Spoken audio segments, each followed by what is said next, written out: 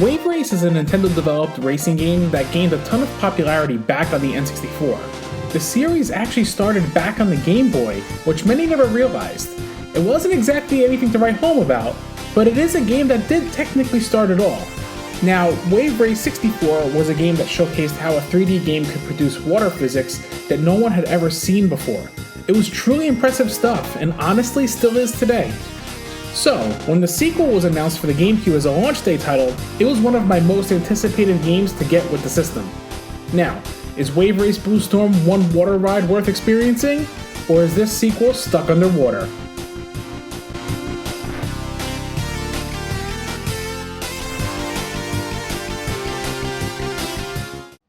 If you've never played Wave Race before, the premise is simple. You race on jet skis across various locales and must weave your way through courses, ensuring that you pass through each buoy on their respective side. Yellow buoys are passed on the left, while red buoys are passed on the right. As you pass each buoy, you begin to fill up a power gauge. In Wave Race 64, this steadily increased your max speed. In Wave Race Blue Storm, this actually allows you to use a turbo when full. In Wave Race on the Game Boy, well, that didn't matter since you just built up turbo over time. If you miss a buoy, your power gauge will be reset and you'll have to build it back up.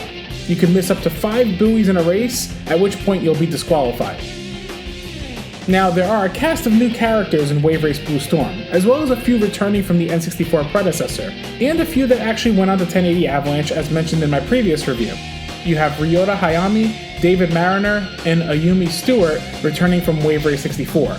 Then you have Akari Hayami, Rob Haywood, and Ricky Winterborn from 1080 Snowboarding, all of which went to 1080 Avalanche as well. Lastly, you have newcomers Nigel Carver and Serena Del Mar.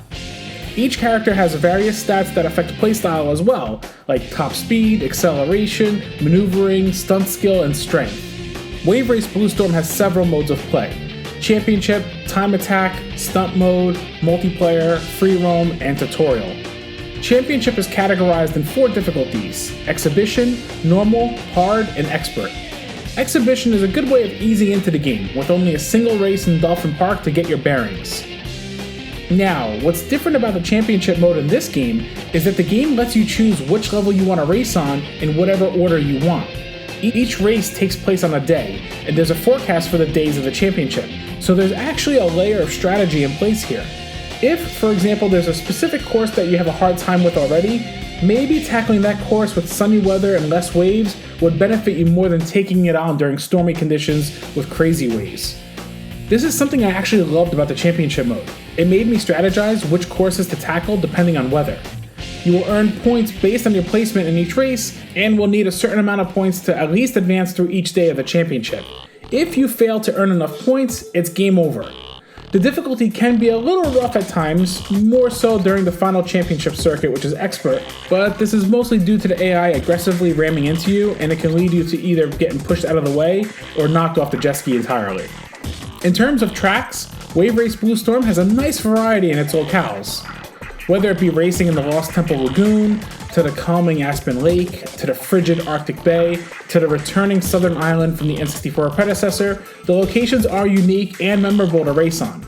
Each location is its own character.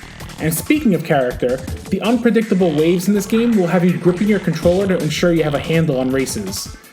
Waves react based on weather and environmental factors.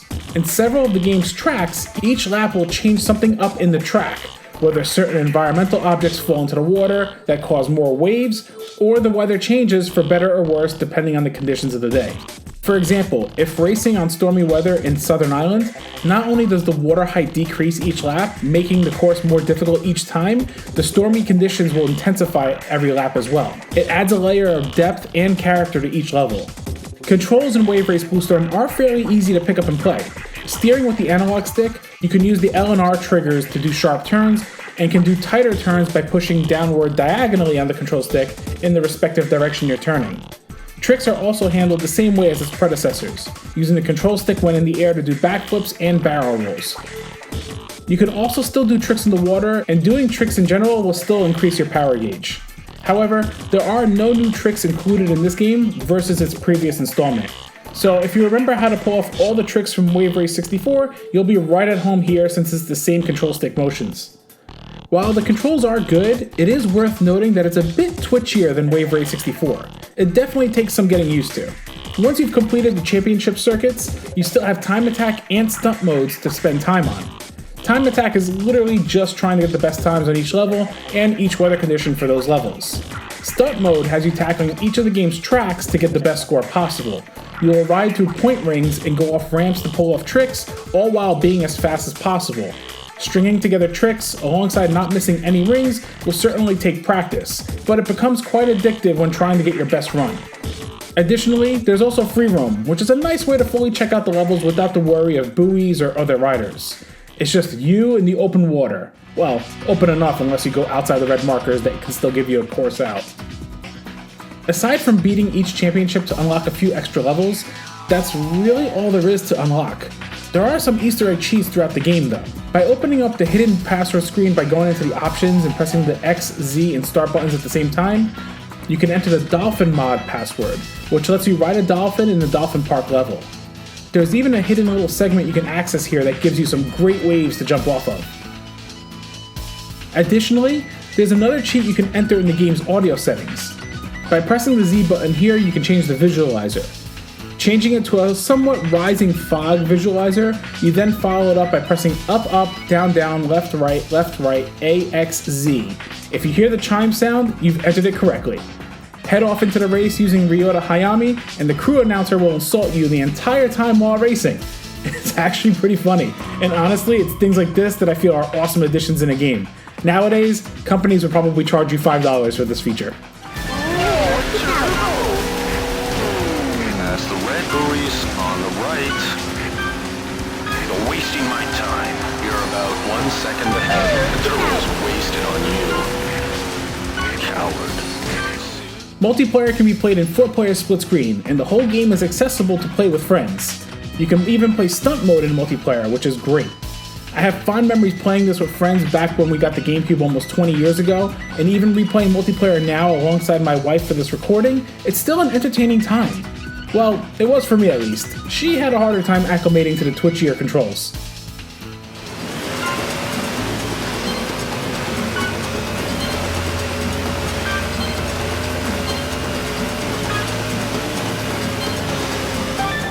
In terms of visuals, Wave Race Blue Storm is a very pleasing game on the eyes. The vibrant color palette, combined with smooth animations and nice environment effects, really made this one of the nicest looking launch titles on the system. However, it's the water physics which are still immensely impressive today.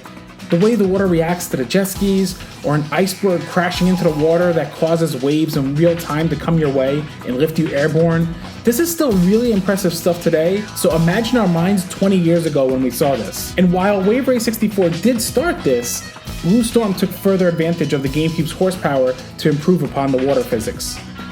Details in the environment are very well done also. Even something as minor as this polar bear here that's not static and actually moves his head back and forth. When you're racing, you won't notice this, but stop and look and you'll appreciate those finer details. Even the game's main menu reacts to water, as does the game's loading screens. The game does run at 30 frames per second, but it is locked and never dips below that. Audio is also very well done, with good voice work from the characters and their crew announcers. The announcers being your crewmates really lend to feeling like you're part of a team. The ambient sounds and sound effects are also excellent. One of my favorite parts of the audio is actually during the loading screens. Depending on the location and weather, it will play audio of the water rippling, the wind blowing, ambient sounds of that specific location. It's honestly one of the nicest loading screens in a game.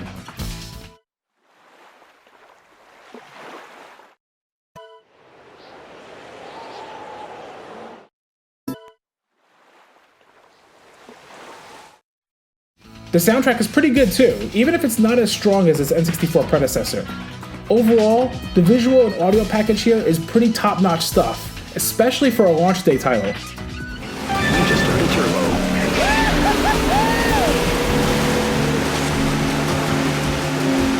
Look out, someone's trying to pass you.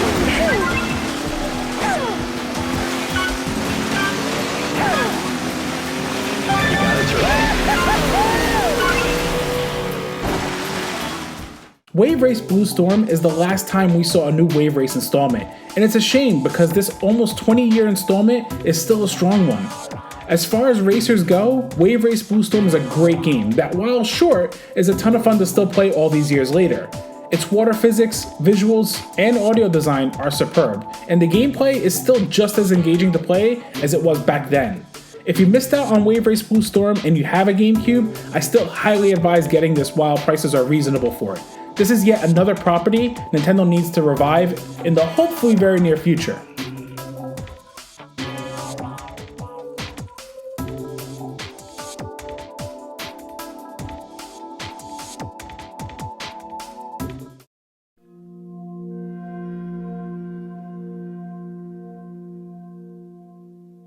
You